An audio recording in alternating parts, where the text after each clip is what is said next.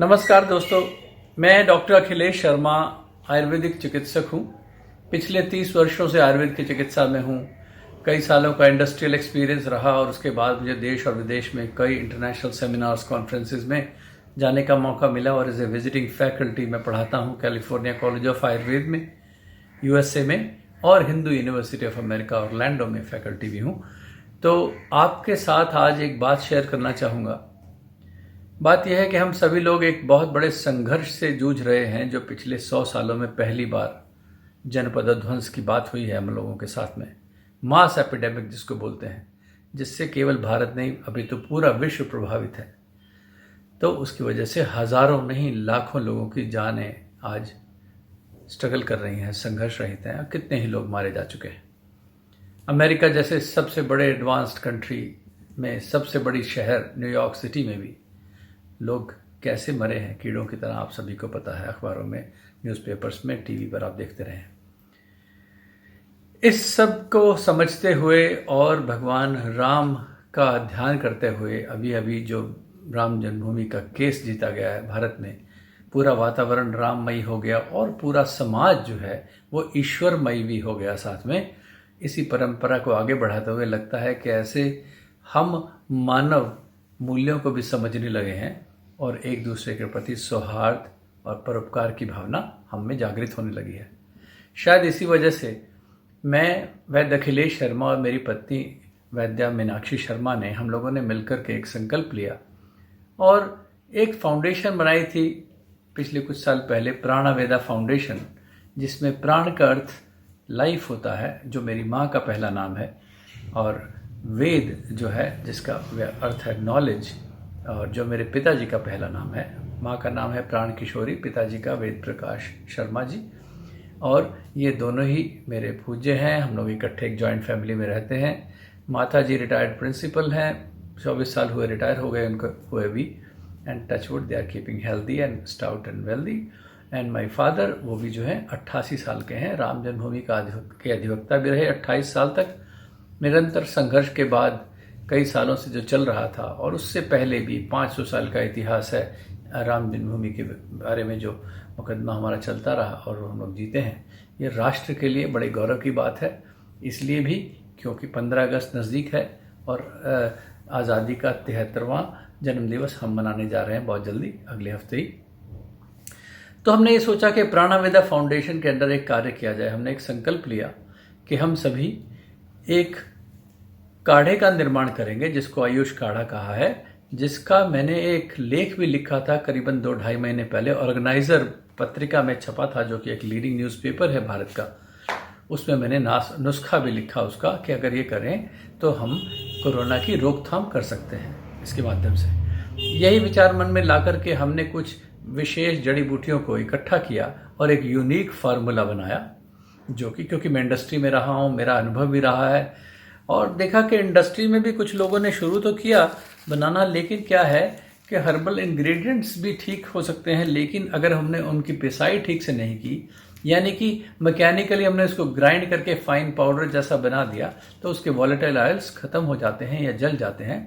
तो इसलिए उसकी एफिकेसी को कायम रखने के लिए एक बात आपसे शेयर करना चाहूँगा कि हम लोगों ने जैसे उसको दरदरा सा कूटा इस तरह से, देखिए सेमी क्रश्ड है, इसमें कुछ आपको हर्ब्स भी दिखाई दे रही हैं और नीचे चूरा दिखाई दे रहा है।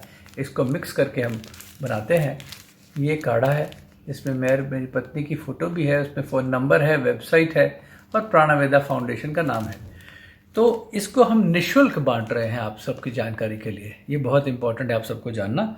और इसमें देखिए हमने जैसे जुशांदा है, मुलट्ठी है, अश्वगंधा, दालचीनी, गिलोय, सौंठ, काली मिर्च, पिपली, खूब कला, गुलबनफ्शा, काला बांसा वगैरह, ये सभी चीज़ें डाली हैं, जिसकी वजह से ये अपर रेस्पिरेटरी इन्फेक्शंस को भी कंट्रोल करता है, ज्वर का भी नाश करता है और कोरोना से होने वाले सभी लक्षणों को नियंत्रित करता है और शरीर की इम्यूनिटी बढ़ाता है। तो इसको हमने 3 सेक्टर्स में बांटना शुरू किया है। उसमें सबसे पहले हमने क्या किया है, इसमें हमने करने के लिए, कूटने के लिए, देखिए हमाम दस्ता घंटी की आवाज़ आप सुन सकते हैं, जो आपके मन को एक अजीब पॉजिटिव ऊर्जा का संचार भी करता है। ठीक है, सिंबॉलिकली ये आयुर्वेद की घंटी समझ लीजिए। इसी में हमने, ये भारी लोहे का मूसल है, कई बच्चों ने नई जनरेशन में देखा भी ना हो शायद, इसमें इस ढंग से पक्की जमीन पर रख करके जड़ी बूटियों को कूटा जाता था और यही शास्त्रीयोक्त विधि थी। जहां हमारे घरों में नानी और दादियों के नुस्खे बनाए जाते थे, इसी तरह की हमाम दस्तों में कूटे जाते थे। उसी तरह से हमने उस परंपरा का निर्वाह करते हुए ये पैकेट बनाया। अब ये हम 3 सेक्शंस में बांट रहे हैं समाज में। सबसे पहले हम उनको बांटेंगे जो सबसे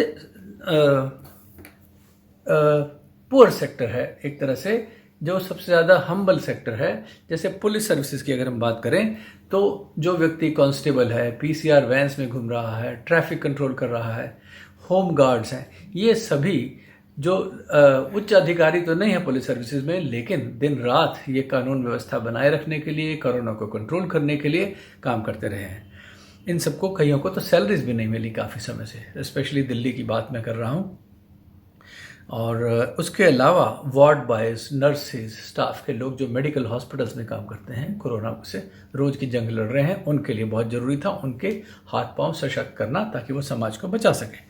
तीसरा जो सेक्टर था वो एमसीडी के, चाहे सफाई कर्मचारी हों या दूसरे दिल्ली प्रशासन के हों, ये सभी का हमें ध्यान रखना हमारा नैतिक दायित्व भी है। अब इसी परंपरा को आगे बढ़ाते हुए हमने ये काढ़ा बनाया है और इसमें मेरी पत्नी का अमूल्यवान सहयोग रहा है और मैं आपको परिचय करा रहा हूँ उनका, वैद्य मीनाक्षी शर्मा जी। नमस्कार, मैं वैद्य मीनाक्षी शर्मा। जैसे कि डॉक्टर साहब ने आपके साथ शेयर किया है कि हम लोगों ने काढ़ा बनाने का सोचा, जैसे ही डॉक्टर साहब ने अपना विचार मेरे साथ शेयर किया कि हम ऐसे ऐसे काढ़े बनाएंगे और बिल्कुल ट्रेडिशनल वे से, जो हमारे आयुर्वेद की एंशिएंट बुक्स में मेंशन है उस वे से बनाएंगे, तो मैंने भी कहा कि बहुत सुंदर विचार है, क्यों ना हम इस पर काम करें। तो लेकिन मैंने कहा डॉक्टर साहब इसमें एक चीज़ और जोड़ते हैं, क्यों ना हम इसमें महिला सशक्तिकरण को ऐड करें साथ में, उसको भी साथ में जोड़ें। तो मैंने इनको अपना सुझाव दिया कि जो भी हम ये काढ़े कुटवाएंगे ना, जो भी हम हर्ब्स करवा रहे हैं, काफ़ी दिन का काम था ये, क्यों ना हम महिलाओं को ढूंढ करके लाएं और उन्हीं से पिसवाएं, उन्हीं से कुटवाएं। वो बहुत अच्छे से काम करती हैं महिलाएं दिल लगा करके, और इस वजह से हम एक महिला सशक्तिकरण का मैसेज भी समाज में जाएगा। तो मैंने कहा बहुत सुंदर प्रयास है। इवन मैं आपको डॉक्टर साहब की एक बात बताती हूँ, इवन ये सुबह उठ के गाड़ी लेके निकल जाते हैं, काढ़े अपनी गाड़ी में भर करके। जो भी गरीब लोग सड़कों पे सो रहे हैं, कोई रिक्शा वाला मिलता है इनको, ऑटो ड्राइवर मिलता है, और अपनी सोसाइटीज़ के बाहर जो गार्ड्स बैठे रहते हैं, सबको अपने हाथ से बांट करके आते हैं ताकि अच्छी तरह जहाँ तक ये वितरण करना चाहते हैं वहाँ तक पहुँचे। और ये बिल्कुल निःशुल्क है, इसका कोई शुल्क नहीं है। एक बार जो कोई ले जाता है, अगर दोबारा भी आके हमसे लेना चाहे तो हमारे काढ़े के ऊपर फ़ोन नंबर मेंशन है, तो आके दोबारा हमसे ले सकता है। तो एक छोटा सा प्रयास हमने अपनी तरफ से किया है। धन्यवाद। एक बात मैं ज़रूर कहना चाहूँगा कि देखिए, हम लोग कोई इंडस्ट्री नहीं चलाते और हमारा बाद में भी फॉलोअप में भी ऐसा कोई विचार नहीं है कि हम इसको मास इंडस्ट्रियल स्केल पर उसको बेचना चाहते हैं, क्योंकि वो भावना फिर खत्म हो जाती है। तो जैसा कि आयुर्वेद में पढ़ाया गया कि चिकित्सा पुण्यतम न किंचित, यानी चिकित्सा से बड़ा कोई पुण्य कर्म नहीं है, इसी भावना के साथ हम लोग भी ये काम कर रहे हैं। तो चाहूँगा और लोग भी समाज में प्रेरित हों, इसको लेकर के आगे बढ़ाएं, और जो लोग काढ़ा बना सकते हैं उसमें अपना योगदान दे सकते हैं, ये करें।